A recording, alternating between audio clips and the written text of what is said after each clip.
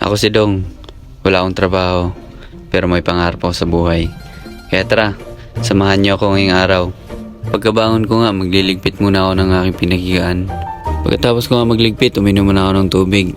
And then kumuha ako ng styrofoam para lagayan ng aking panindang ice candy. Nagtitinda ako guys para kahit wala akong trabaho, kumikita pa rin ako kahit papano.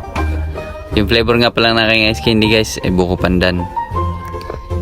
Yung bahay nga naman pala, di pa tapos.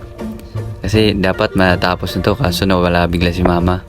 Pagdating ko nga dun sa tambayan namin guys, maraming tao. Naghihintay na pala sila sa ice candy ko. Di ba guys, sarap sa pakiramdam ng ganyan. Nagtitinda ka habang may mga naghihintay sa'yo na bumibili kasi tinatangkilik yung benta mo. Joke lang guys, maraming tao dyan kasi election. Nangangampanya yung iba guys. Pero ayan, nag-i-enjoy silang kumain ng ice candy ko guys. Shoutout sa